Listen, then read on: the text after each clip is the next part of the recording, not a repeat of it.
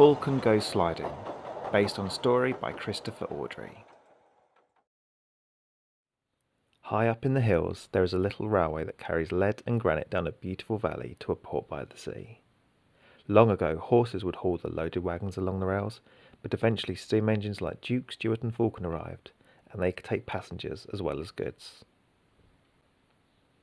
For many years the little engines were busy in the valley, but in time fewer and fewer visitors came, and the roads took away much of their freight. Some days they had to run mixed trains, as there was not enough work for two engines at once. One bright morning, Stuart pulled the first train of the day through the mountains to the top station. Falcon had stayed in the shed here overnight. A large goods train had to be delivered to the harbour that afternoon, and the railway was eager to show that they were still really useful. However, Stuart brought grim news. "Grandpa doesn't feel well," he told Falcon. "He won't be able to work now." "Bother," grumbled Falcon, "and on our busiest day in months too." Stuart and Falcon's crew spoke to the station master, then came over to the two engines. "Stuart is to take the next passenger train down with the first 5 trucks," said the station master. "It means he won't get much of a rest, but Falcon isn't ready to go yet. Falcon will then follow on later with Duke's passenger train and the rest of the goods. It'll be a day of hard work, but let's show everyone that we're still a grand little railway, eh?" The engines agreed, and Stuart fussed off to arrange his train, while the firelighter got to work preparing Falcon. Now, Stuart is a young engine and quite excitable. His driver had managed to keep him under control through the mountain section until they stopped at the middle station where Duke was being mended. He looked in a great deal of discomfort as the men examined him. "Oh dear, poor Grandpa."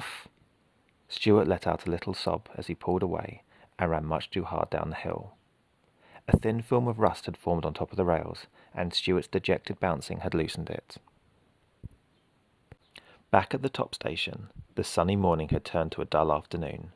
Great grey clouds were gathering ominously overhead as Falcon backed down onto his train. The station was covered, and Falcon was glad to be out of the elements for a few moments as the rain began to fall. A long line of trucks was attached to his last coach, and Falcon was worried the extra load would slow him down. "Beep, beep," he whistled to the passengers. "Hurry up, please. We don't want to be late." Falcon's train was much heavier than he was used to, but he managed it well down the mountain road and was glad of a rest at the middle station. Duke was in the shed nearby looking worn out, but gave him the cheeriest toot he could manage as Falcon set off again down the valley. The rain had turned the disturbed rust into slippery sludge, but Falcon of course didn't know this. He splashed over it but just thought it was rainwater. Soon he realised he was going too fast. "Steady," said his driver, applying the brake. But the extra wagons were pushing behind, and Falcon's wheels wouldn't grip on the slimy rails. His driver pulled hard on the chain, and Falcon let out a long, loud whistle. "I hope the crossing is clear," said the driver. Falcon hoped so too. His driver tried every trick in the book, and Falcon threw every last puff of steam against the surging train. Up ahead, they saw the crossing guard, alerted by the whistle, running out of his cabin to open the gates. He wasn't quite quick enough. He jumped clear just in time, but the crossing gate was left swinging over the line. Falcon hit it hard, and bits of wood flew everywhere. One of the gate posts hit his connecting rod with a clang, and it jammed, bringing the train to a stop. His driver patted him sympathetically. "Well done, old boy," he said. "Another half-mile and you'd have had them under control. Luckily no one else got hurt, but you won't be able to work for a while."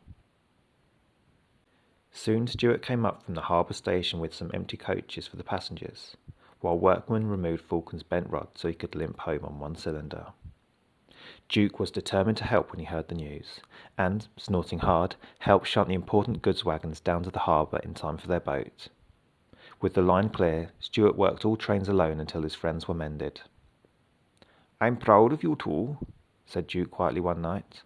"That would most definitely have suited his grace."